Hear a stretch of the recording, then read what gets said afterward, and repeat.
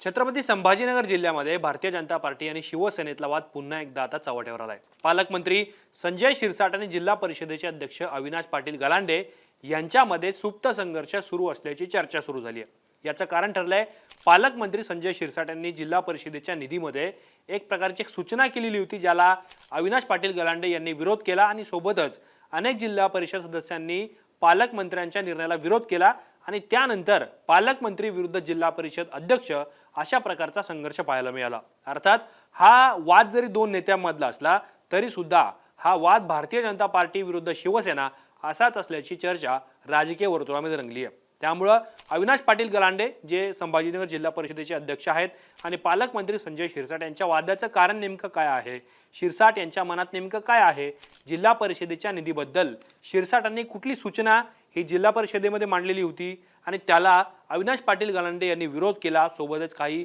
जिल्हा परिषदेचे सदस्य सुद्धा होते ज्यांनी शिरसाटांच्या सूचनेला आक्षेप घेतलेला होता। हे सगळं प्रकरण मी तुम्हाला या व्हिडिओच्या माध्यमातून समजून सांगणार आहे।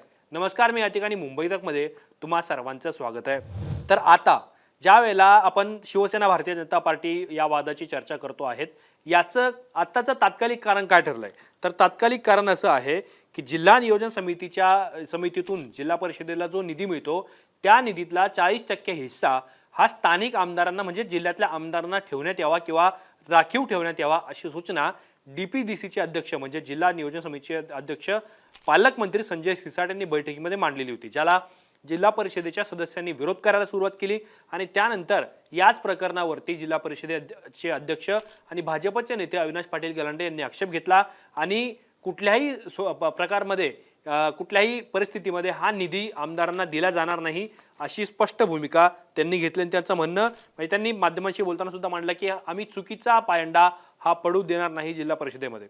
दुसरा महत्त्वाचा मुद्दा याच्यामध्ये असा होता की स्थायी समितीचे सदस्य पंकज ठोंबरे यांनी शिरसाटांच्या सूचनेवरती आक्षेप घेतला आणि त्यानंतर अन्य सदस्यांनी सुद्धा विरोध दर्शवायला सुरुवात केली। अर्थात आता तुम्ही म्हणाल शिरसाटांना जिल्हा परिषदेचा निधी आमदारांना काय द्यायचा आहे, तर छत्रपती संभाजीनगरमध्ये 9 विधानसभा मतदारसंघ आहेत, त्या 9 पैकी 6 आमदार शिवसेनेचे आहेत आणि 3 आमदार भारतीय जनता पार्टीचे आहे। मग जर शिरसाट देतायत त्या सूचनेप्रमाणे 40% निधी जर आमदारांना द्यायचा ठरला तर 6 आमदारांना शिवसेनेच्या 6 आमदारांना 40% निधी जिल्हा परिषदेच्या निधीतून द्यावा लागेल। आता जिल्हा परिषद ही भारतीय जनता पार्टीच्या ताब्यात आहेत, बहुमताने भारतीय जनता पार्टीने जिल्हा परिषद जिंकलेली आहे आणि सोबतच महायुती म्हणून सुद्धा घटक पक्ष या सत्तेमध्ये सामील झालेले आहेत, म्हणून सुद्धा जिल्हा परिषदेमध्ये भारतीय जनता पार्टी सत्ता आहे आणि पालकमंत्री शिवसेनेचे असल्यामुळे सुद्धा या वादाला राजकीय पक्षाची किंवा राजकीय कारणांची किनार असल्याचं आपल्याला पाहायला मिळत आहे। म्हणजेच पालकमंत्री संजय शिरसाट यांच्या निर्णयाला, त्यांच्या सूचनेला किंवा त्यांनी सांगितलेल्या निर्णयाला जिल्हा परिषदेमध्ये विरोध होत असल्याचं आपल्याला पाहायला मिळतं। यापूर्वी सुद्धा छत्रपती संभाजीनगरमध्ये संजय शिरसाट विरुद्ध भारतीय जनता पार्टीचे नेते असा वाद अनेकदा रंगलेला आहे, पण आता ज्यावेळेला आपण चर्चा करत आहोत त्यावेळेला संभाजीनगर हे भारतीय जनता पार्टी आणि शिवसेनेच्या संघर्षाचं किंवा वादाचं केंद्र बनत चाललंय। त्याच्या मागची इतिहास आणि ती हिस्ट्री कशी आहे ती सुद्धा मी तुम्हाला सांगणार। सगळ्यात आधी लोकसभेपासून सुरुवात करूयात। लोकसभा निवडणुकीच्या वेळेस भारतीय जनता पार्टीने छत्रपती संभाजीनगर लोकसभेच्या जागेवरती दावा ठोकलेला होता, जो दावा शिवसेनेकडून अमान्य करण्यात आला, परंतु अखेरीस भारतीय जनता पार्टीला ही जागा, या जागेवरचा दावा शिवसेनेसाठी सोडून द्यावा लागला आणि तिथे शिवसेनेचा उमेदवार निवडणूक लढला आणि जिंकला सुद्धा।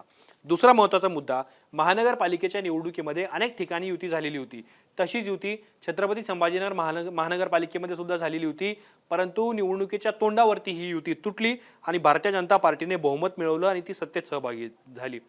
त्यानंतर मागून शिवसेना सत्तेमध्ये गेली आणि उपमहापौरपद सुद्धा शिवसेनेने मिळवलं। त्यानंतर जिल्हा परिषदेची निवडणूक झाली, जिल्हा परिषदेच्या निवडणुकीमध्ये सुद्धा छत्रपती संभाजीनगरमध्ये युती झालेली होती, पण युती असताना सुद्धा जिल्ह्यातल्या अनेक ठिकाणी शिवसेना आणि भारतीय जनता पार्टी हे एकमेकांच्या विरोधात लढत होते, एकमेकांच्या विरोधात कुरघोड्या सुरू होत्या, एकमेकांच्या उमेदवाराच्या विरोधात उमेदवार देण्यात आलेले होते। त्यामुळे सुद्धा भारतीय जनता पार्टीमध्ये आणि शिवसेनेमध्ये नेमकं काय चाललंय, महायुती खरंच अस्तित्वात आहे का ग्राउंडवरती, असे अनेक प्रश्न उपस्थित झालेले होते। अर्थात त्याला शिवसेना आणि भारतीय जनता पार्टीच्या त्या स्थानिक नेत्यांमधले स्थानिक मतभेद सुद्धा अनेकदा कारणीभूत ठरलेले होते आणि आता ज्यावेळेला या रिसेंटली जो काही सगळ्यात मोठा वाद झालेला आहे तो जिल्हा बँकेवरून झालेला होता।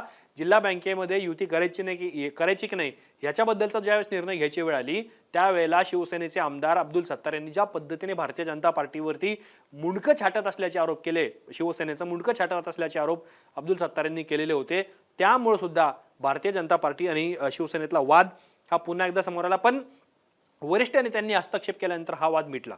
पण सत्तार आणि त्यांच्यासोबत संजना जाधव जे शिवसेनेचे आमदार आहेत त्यांचे अर्ज बाद करण्यात आले, नंतर ते परत वैध ठरवण्यात आले.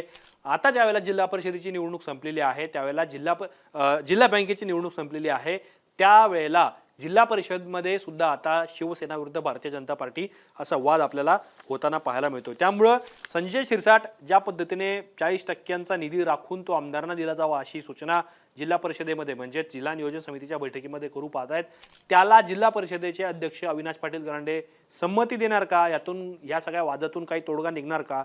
ज्या पद्धतीने हा सुप्त संघर्ष सुरू आहे त्या सुप्त संघर्षामध्ये मुंबईतून काही हस्तक्षेप केला जाणार का हे सुद्धा पाहणं अत्यंत महत्त्वाचं ठरणार आहे. पण तुम्हाला या सगळ्या प्रकरणांबद्दल काय वाटतं? तुमची मतं आम्हाला कॉमेंट बॉक्समध्ये नक्की सांगा आणि असेच माहितीपूर्ण व्हिडिओ पाहण्यासाठी मुंबई तकच्या यूट्यूब चॅनलला सबस्क्राईब करायला विसरू नका.